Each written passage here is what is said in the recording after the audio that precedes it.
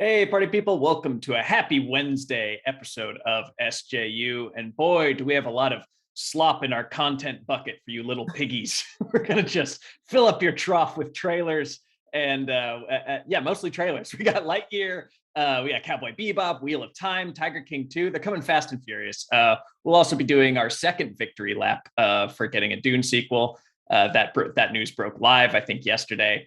And we'll dive into the on-set Rust accident, which we actually have not spoken about yet. So we'll give you an update on that story as it develops.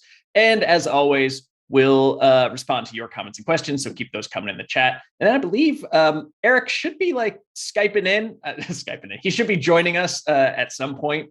He's having some internet problems. So maybe he can set this up, unless this is your junket, Kim, for last night in Soho. I'm told we have something. No, it's not my junket. It is Eric. All right. Well, so hopefully Eric will come on to explain what that is and who it's with. So possible Edgar Wright cameo post credits for this episode. So stick around for that. No promises though. It could just be I don't know, Nicholas Hoult. Is he in that movie? I don't know. Well, I'm pretty sure he spoke to Edgar. I'm pretty sure. There might be a Thomas and Mackenzie in there. I don't want to. Thomas and Mackenzie. There you go. So yes, we begin with Lightyear, a brand new Disney Pixar movie. This is going to be a common theme for these trailers that we got that we're talking about this morning, and that theme for me is why. And I have a good answer for this one because it's beautiful and Pixar is just flexing its muscles. But what is this exactly? Is this the movie that Buzz Lightyear the toy is based on? In universe, does that matter to you, or help me unscramble this, Kim? What's going on? Right, so this is a thing that I'm sure so many people are going to be confused about, especially casual Toy Story fans. But so this is the story of the real life in universe astronaut that inspired a TV series in universe that inspired a toy line, of which the Buzz Lightyear that we know and love. Hold on, one step at a time. A real astronaut, a cartoon, but a real person who lives on Earth, presumably in the 1960s or whenever Buzz Lightyear came out, right? Or is this in the future? Whenever it was. No, pre-Toy Story. Pre-Toy Story. Okay, so a Buzz Aldrin type of human being lived, and they made a cartoon based on their fictional adventures. And Correct. That cartoon played in universe and got a movie, which is the one we're watching, which Tim Allen thinks he is this person, right? Or the what? Right. No. The movie Toy Story is just about the toys coming to life. The Buzz Lightyear toy that was based on the TV series in universe, based on the real life astronaut. So if G.I. Joe, if Buzz Lightyear was a G.I. Joe, then what we're watching is the person that the G.I. Joe toys are based on, the movie. Yes. I don't know what I'm looking at. I don't care because I'm not a huge continuity stickler. And look, it's just an excuse. To me, this is an excuse to slap a brand on it that people recognize, because this looks like it could have been a wild, fun, also sort of throwback original idea, which Pixar has been known to do. They're willing to do stuff like Luca or Coco or whatever, where they just take a setting and a style and run with it. And they're like, well, you gotta put a Toy Story on this one. That'll add a 0 to the end of the box office receipts, right? Yeah. And this is Pixar's first ever spin-off movie. Which is really interesting, and I think that it will likely, I guess, depending on its success, open the door to more. Obviously, Buzz is a hugely popular and successful character amongst Pixar characters. And let's talk about the trailer, shall we? Because fine. You said it was beautiful, and I agree. But I love that it kind of ties.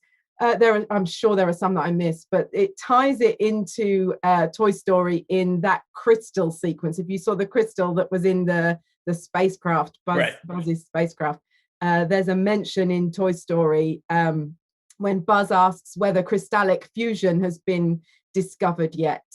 And this seems to be a reference to that. So I'm sure there are plenty of other in-universe references, including other films within the movie, but also like the Star Wars Easter eggs, if you like, references. Oh, is that just because it looks like Star Wars? Because it looks like he's flying an X-wing and goes to Dagobah and stuff like that. Yeah, exactly. Okay. Look, it's fine. It's fine. Like I said, it looks really cool. I just don't know. I don't understand what I'm supposed to be getting out of this as a Toy Story fan, which is whatever. But John Baybridge writes in the comments, we only got one word out of Evans in this, one syllable even. This does not instill me with confidence. I mean, look, I implicitly trust Pixar in a story department, that they'll have a good story to tell and the dialogue will be on point, just because they haven't told me otherwise since like Cars 2. And this, sir, is no Cars 2. But yeah, what do you think about Chris Evans swapping in for Tim Allen? Does that make it? Do you think that's why they're not having him say anything? Because people will be weirded out that it's not. They're trying to pull a fast one on us, that this isn't Tim Allen. Well, maybe, but it isn't a different character to Tim Allen's character, right. Essentially.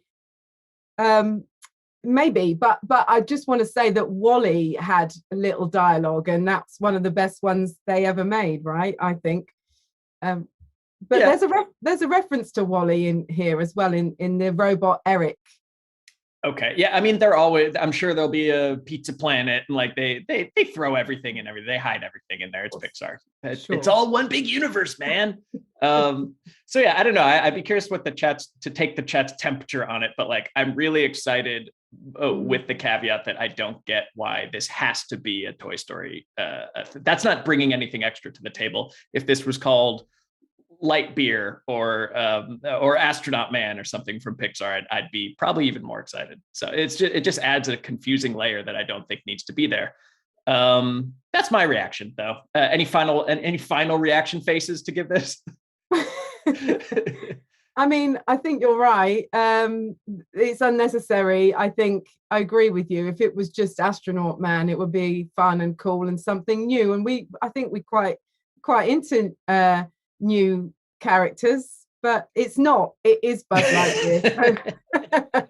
Yeah, and I don't know, if it was DreamWorks, that'd be one thing, but Pixar is like one of the last studios that makes huge, big budget, original animated projects. So, oh well, they'll get us with the next one. Or the next one will be, the gritty Slinky Dog movie or whatever. Oh, hey, Eric.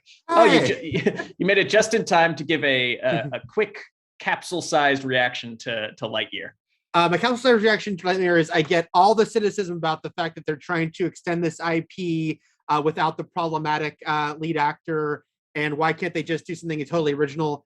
And all that being said, it looks like a really cool Pixar sci-fi movie. So I totally get why can't they just do it clean without any Toy Story connection? But at the end of the day, I watch that trailer and I go, wow, that looks really cool. Pixar doing this kind of movie. It's just kind of very of the now, that it has to be attached to a greater franchise in this weird way, the way they're doing it. Hey, we all think alike. Wow. Oh, and I don't know if you guys talked about this, but EW, I saw, had an interview with one of the filmmakers saying, yes, it's a movie within the Toy Story universe is how we should take what the hell is happening here. It's Pixar's interdimensional cable episode. Okay, fine. You sold me again. All right. Well, let's move on to just saying Dune 2 in unison over and over again, because we're getting Dune 2. Dune 2. Dune 2. Dune 2. Dune 2. Dune 2. We did it. I told you, Spencer. I told you it'd be okay. I told you that I wouldn't have to cover myself in oil like a Skarsgård, like a Harkonnen, and emerge outside the Warner Brothers cafeteria. Look, I'm psyched. Obviously, this I think I've already said all of this before when the news broke, but my big concern with the film is that it's only half a movie, and if they didn't get the second half, then wow, what a lost opportunity. But we came through, people. We joined together, and Timmy C dropped a big Dune 2 tweet on us. Dune Part 2, we're getting it. We got it. It films this next summer for like a 2023 a winter release, I think. October, exactly. exactly 2 years. Yeah. So exactly 2 years. So they were like clearly ready to get going on this, because that's actually a pretty fast turnaround for a major, given all those people's schedules, and they must have had that blocked out like in pencil, like I might be busy this summer, so don't take any other parts, which is great. I assume they had a script, and also I think it's smart to do this right as the movie is just coming out, because I think it is a legit criticism that the first movie was not marketed as part 1 of 2. Yes, if you watched interviews, you'd understand that, but there are people going in who have not watched all that extra stuff, who are going to be kind of confused by the part 1 at the beginning and the way it ends. By doing this very publicly, it kind of increases awareness that there is a part 2. And I think helps soften that for people who are like, where's the rest? Right. Like I wonder how you guys feel about starting something that won't be finished. Like just thinking about Y: The Last Man, which is a comic that I loved, and have heard that the series is canceled after 1 season, 2 seasons, something like that. One. Yeah, and it's like, I don't know how I feel about it. It's sad. Like I don't know how I feel about starting a journey that I don't know we'll get to see the end of. I still feel bad. I have never read or watched a Divergent, but the fact that they made like that much Divergent, made 3 movies and then didn't finish the story, I just feel bad for anyone who cared. It's like, man, they really got that far and then sorry, no ending. That's such an abnegation thing of you to say. I'll assume that came aggressively back into my brain. Man. Those movies. I'll take it as a compliment or an insult. Was that the one with the Scorch? Or is that, no, that's Maze Runner. Maze Runner has the Scorch. Yes. Excuse me. What a wild time those the 2010s were. Everyone was in a YA dystopia of their own creation. But now we all get to share it together. All right, what were we talking about? Other trailers. Cowboy Bebop. Eric, I told Kim that my question that I have for all of these trailers, and I have answers for some of them, but I'll ask it for this one. Why? Why are we doing a live action Cowboy Bebop? I do like the aesthetic of this. I just don't know what else it's bringing to the table. It didn't scream. Live action anime adaptations don't ever feel necessary to me, because I think that animation can stand on its own. But maybe y'all have different feelings about this. Are you excited for a live action Cowboy Bebop now that you've seen more of it? Well, I mean, first of all, I think, why is because it'll make a lot of money. Okay, yeah, give it aside from that, yes. But that's because a lot of people will watch it and be interested. And I think there are a lot of people that connect more with live action than they do animation in any form. So, and I always like to see something, even something I love reimagined in some way. I'm happy to see it. It's not always successful, but I'm happy to watch it and see what they make of it. This does look like it is leaning very heavily into the anime. There are some references in here that kind of are almost kind of shot for shot. For sure. Anime, which is I'm not sure if well, I mean, what's the point of doing that? I'm not sure about that. It's a cool story, and I guess if it brings it to more people, I don't know. You can't recreate the motion and the fluidity, and I'll say it, and the vibe of a cartoon, of an animated series. And it doesn't.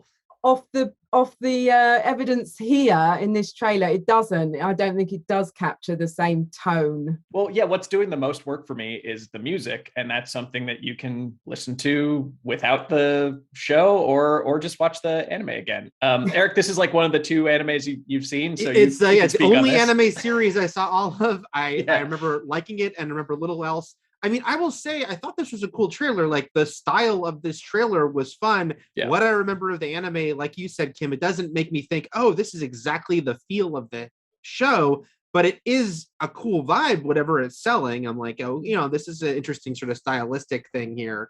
So, Netflix, again, Netflix puts out so much stuff that it's hard to get attention to have those rare things that really pop. This trailer is one that even divorced, because I have vague memories of the original. It's like, I'm like, I'd check this out. Like this looks like it could be fun. And, I like John Cho. And I think, if they can pull off this sort of stylized vibe of it, but still make the characters cool, that'd be cool thing. So I was sufficiently intrigued by this trailer, even though still keeping my guard up so I won't be hurt. Exactly. We've been hurt too many times. It was like if Tarantino did Doctor Who. No. Oh, okay. I like that pitch. you might have just given us another episode. So there's this world that's all feet, okay? And the doctor's like, I'm just going to stay here.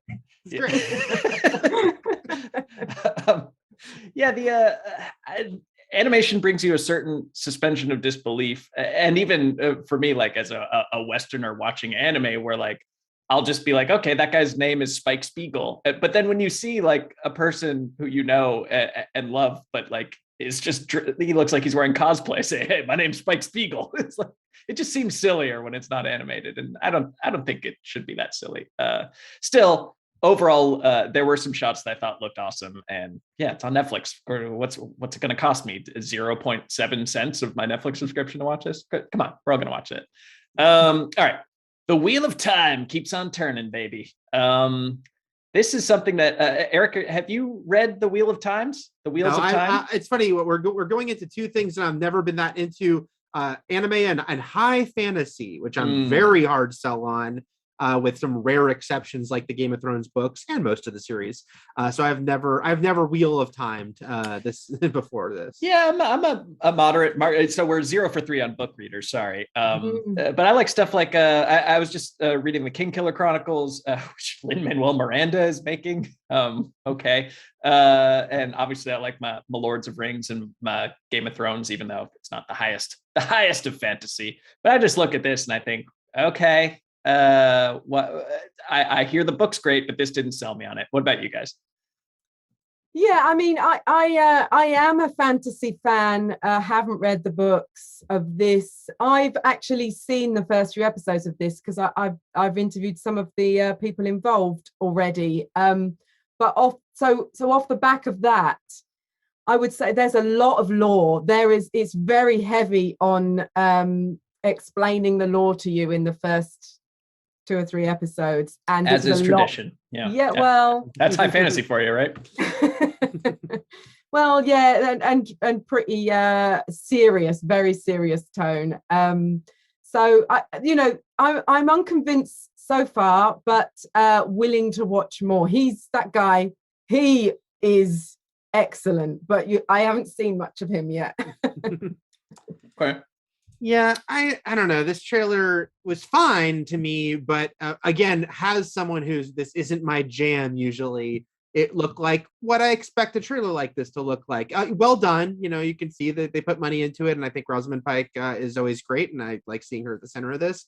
But it kind of looked like, I expected this trailer to look like. And it's funny because I know it's like everything is influenced by everything else, but I'm like, oh, there's those creatures that kind of seem Lord of the Ringsy, and I love comic book stuff that keeps repeating the same tropes over and over again. We all got our favorite stuff. Yeah. But since this is not something that innately draws me in, I thought the trailer didn't look bad to me, but yeah, it wasn't like nothing about it popped for me really. Fair. I do think like something about Rosamund Pike and high fantasy just kind of clicks. Like she should have a franchise like that. So if this one doesn't hit, then she should get several more shots to dress up like a princess or a priestess or something and order people to be killed. It just fits her vibe. I'm also doing something very stupid right now. I'm playing with the Wheel of Time 360 trailer experience. Oh no. It's just I was like, am I looking at the right version? But it's the trailer, but you can spin yourself around and look at different clouds of fog. Like different wheel. I get it. Different wheels. Yeah. So if you want to waste 2 minutes of your time, go find that version of the trailer instead. Oh, as a hardcore Survivor fan, by the way, I do want to say that I do love that the showrunner of the show, Rafe Judkins, was a Survivor contestant. He's written for a bunch of other TV shows since then, but I will always support Survivor alumni. I feel like that's like, is that an advantage in Survivor, is knowing like TV structure and production timelines? Right? It's like Mike White did very well, and, Mr. Schneebly, went far. Okay, on to Tiger King 2. Oops, more Tiger King. There's Still be Cargan. Yeah. I started out with this, as with all of them, saying why more Tiger King? He's still in prison, but maybe he's not. Maybe there's just more footage that they uncovered. Do we know if this is purely moving forward from the events of Tiger King, or is this just, hey, we found another box of old VHS tapes and we're gonna walk through them? Or is this a new story? Like, what am I looking at here? Doesn't it seem to me? I don't know. It seems to me like watching that trailer. I'm asking you, doesn't seem to me, doesn't seem to you. Watching that trailer, it feels like it's just like part of it is going to be very meta because they're going to talk about the reaction to Tiger King. Yeah. It's like, oh, we're more famous than ever. You can't help but think like, because nothing like we would have obviously seen in the news if some giant revelation happened because it's such a famous story now. It's not like we missed something like that has happened since. I don't know. This just feels like, they're going to do some new interviews, but they're also going to talk about the effect of the show. And I don't know. I can't think this seems very necessary. It does. But Kim, are you dressed up as Joe Exotic again this Halloween? I am probably yes. All right, cards on the table. Yes, that is. But you've just spoiled it. You bring that outfit on. No, I think I could be the only person in the world that hasn't seen Tiger King. Okay. You didn't start your lockdown with Tiger King? Yeah. No, I actively avoided it. That's I am interested that they seem to have made another season about the effects, as you were saying, Eric, of fame and money on these characters. So that's quite interesting to me. It might make me watch it now. There's more animals. Yeah, if you could do a thing where like they were all in a cage together, and there were tigers on the outside, and it was kind of like a Squid Game situation. Yes. I think that you could do infinite seasons of these people just interacting and scamming each other over and over.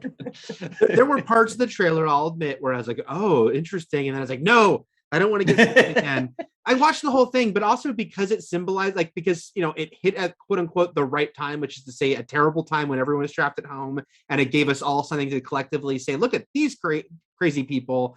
But also I'm like, I don't want to go back to the beginning of COVID. Please, let's move on. Let's squint into the sunlight of a new day.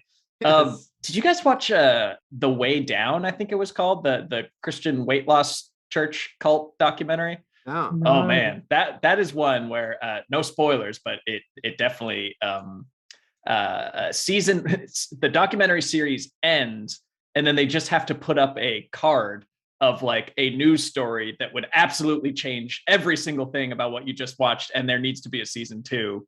But like you can imagine, they just put this documentary in the can, and then something happens that it would have been like a great act 3 for what's happening. So yeah, it's tough. You never know when real life is gonna overtake your documentary. Oh, also, look, this is now Doc Talk. Do you guys ever watch Icarus?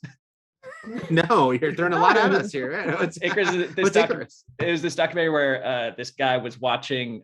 He was trying to train, he himself was going to take steroids to see if he could become like Lance Armstrong, like what effect it would really have on his like road cycling hobby, like how much that really changes you, and like do a test on his own body to see if doing like blood doping like made him feel different and he could win races. And like the guy he contacts to help him out is a Russian Olympic dope scientist or steroid scientist who then defects to America and then exposes the Russian doping program that's the reason why they can't be in the Olympics anymore as Russia for like the next 8 years, is because of this guy during this documentary defects to the US to live with him and exposes the Russian doping scandal. So that documentary takes a serious turn in the middle of it and is super worth watching. Well, I mean, I heard enough about what was happening with Russia during the Olympics that now you have intrigued me by like, okay, here's the story behind all that. You see it happening. Like the guy's like, I'm not getting back on that plane. It's crazy. So when does Icarus come into the story?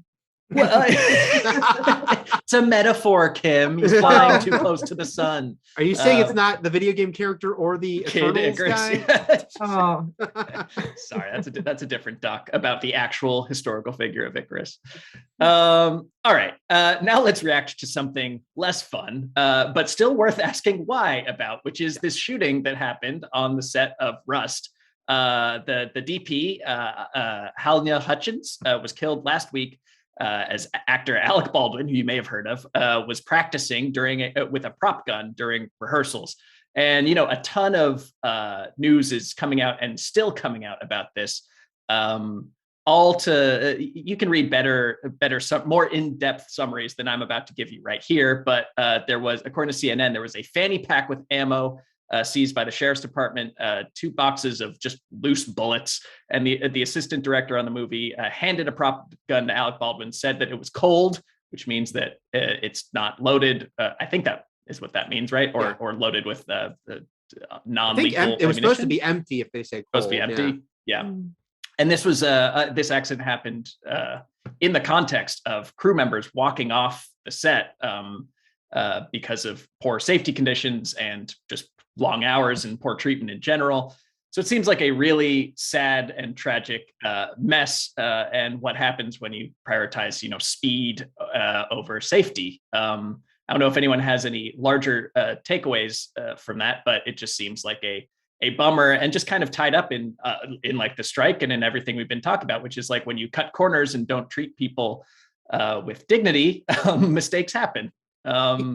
And it's very sad. Yes, Eric, what were you saying? Yeah, no, I've seen a lot of people talk about this, like James Gunn and obviously industry professionals who say that there are kind of 2 things here, because first and foremost, it's this horrible tragedy that should not have occurred. She, making a movie should not have taken her life, but also it's like there's the first question. Everyone's like, why is there real guns used at all? Why would live ammo be on that set at all? And that's one question, as far as like, haven't we moved to a point with technology and whatnot that you never should have to use a real gun, whether it's supposed to be blanks or not?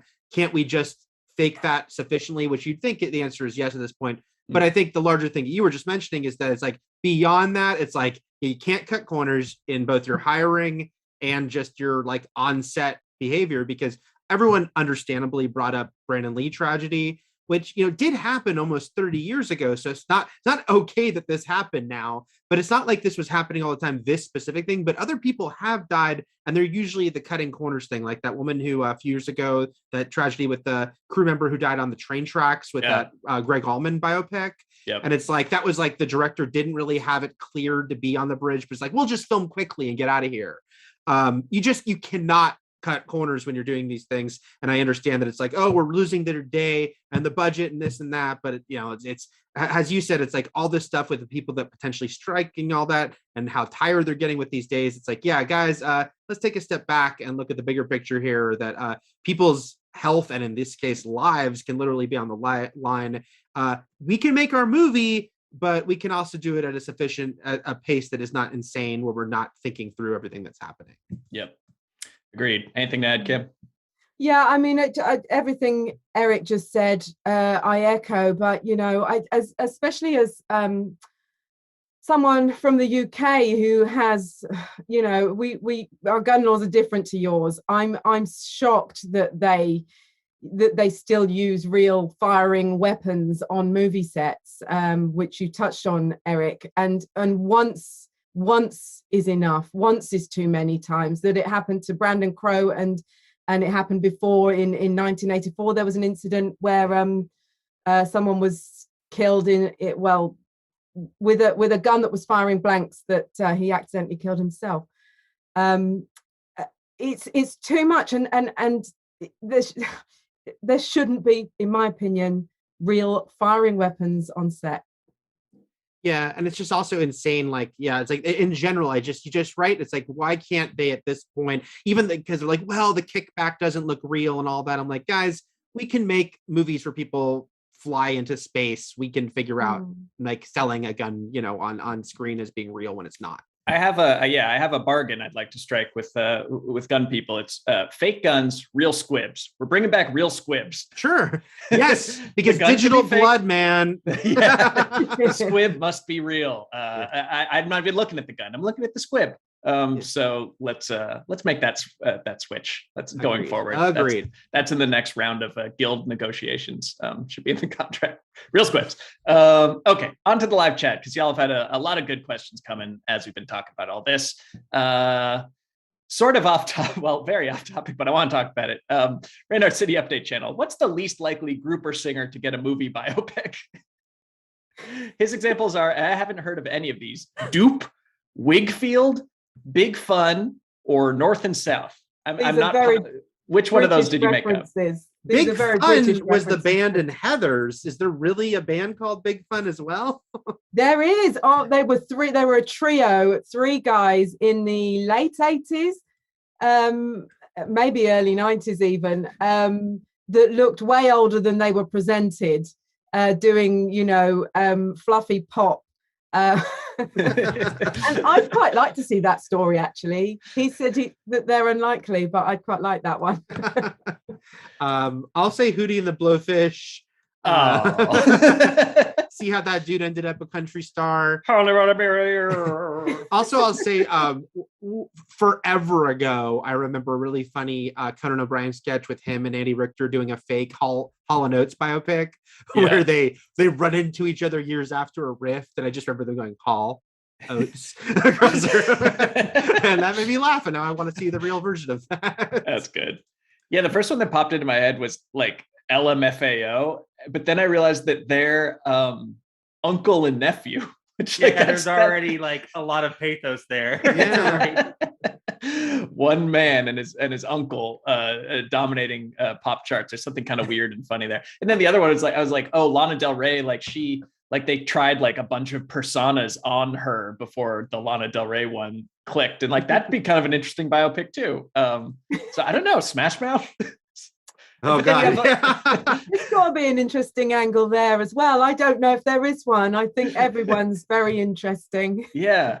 Most musicians have something interesting about their lives and their backstories, and even the ones that don't, you could tell a story about, like, the commodification of the music industry. So yeah, any biopic, we'll make it work. There's a reason behind the music used to be such a popular show. Yeah. Even though every episode was the same, it was like we like watching the rise, fall, of it all. And that Smash Mouth movie would begin with that recent concert, yes, and then flash back to the heyday. The first time they hear All Star Industry Man. We're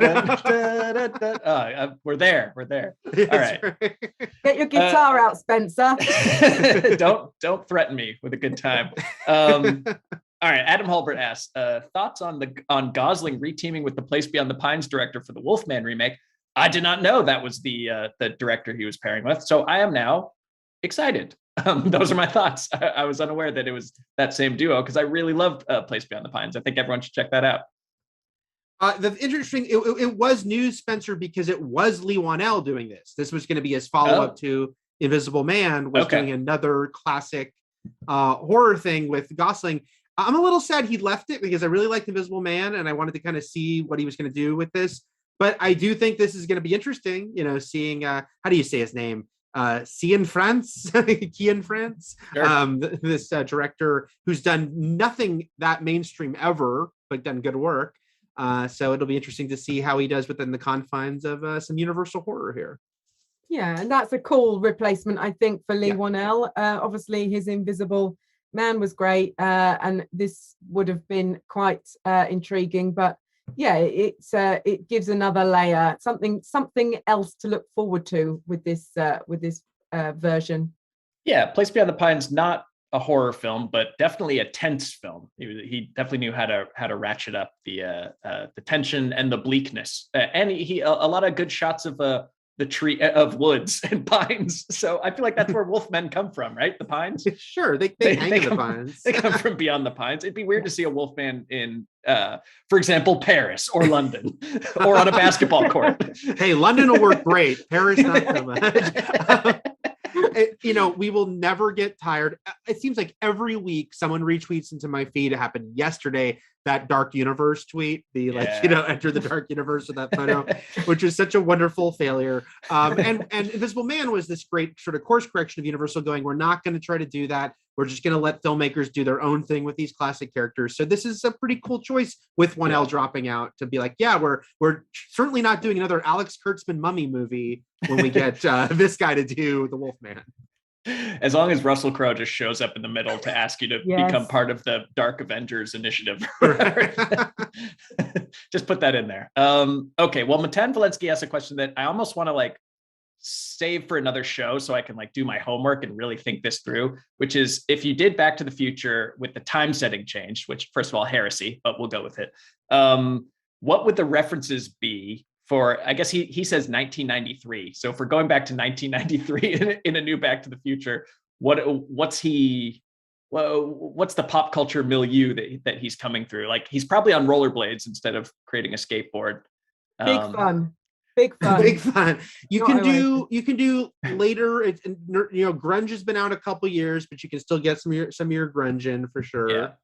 But the thing is that he'll be coming from 2020 whatever, so he'll be like doing like a Fortnite dance at a Nirvana concert, and I'm like, you're not ready for that yet. Like it sounds terrible. I hate this question. Let's go to the junket. Eric, you set this up. Yes, Last Night in Soho. Edgar Wright. I really dug this movie, by the way. I know it's getting kind of mixed reviews, but I was all in on it and its vibe and what Edgar was throwing at us. So I talked to him and Thomas and Mackenzie, who's great in the film.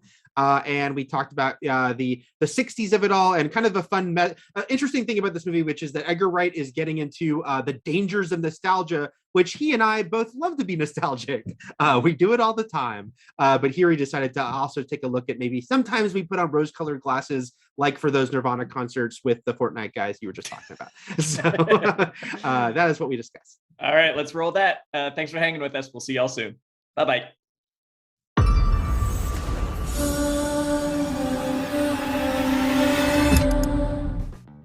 The opening of the movie, when we see Ellie arrive in London, I felt so much for her and that sense of being overlooked or dismissed on one hand, but she also has to be on guard with men around her. So what were you and Edgar's discussions like about how you really set the stage before the fantastical elements kick in? The main thing for me was just like taking Ellie's story very seriously and taking Sandy's story very seriously, because it's not complete fiction. Like they ring true to a lot of experiences that women have had in the past. Eloise has traveled to London and, she's been confident in her own realm back at home in her bedroom. Then in the big city, her confidence is immediately knocked. And when she meets Sandy for the first time, Sandy is like sort of got this kind of innate like star quality and confidence, which Eloise starts to sort of copy. There are all these great mirroring scenes, and I was amazed by how they were pulled off, especially, of course, the dance scene where you've got your three actors dancing together.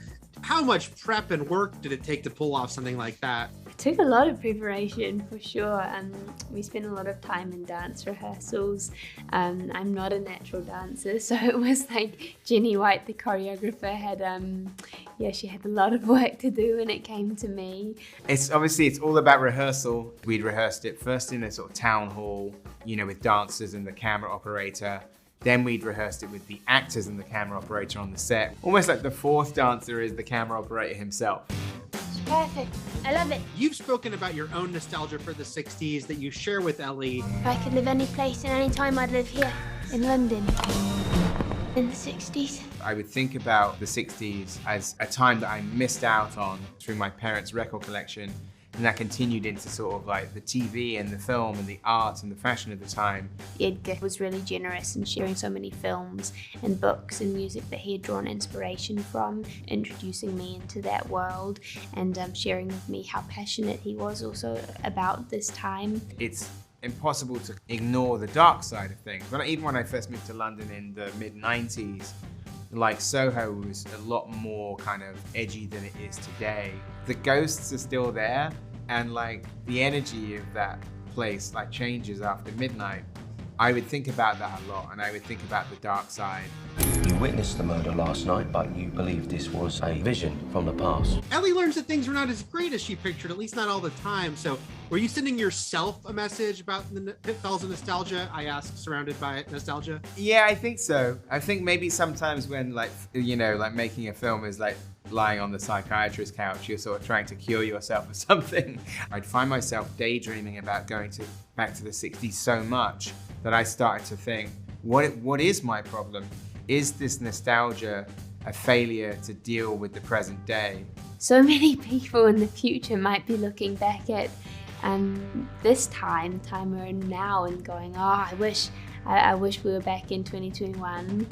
Not quite sure why they would want that with COVID and everything, but like, no matter what time period you're in, there's always going to be a dark side.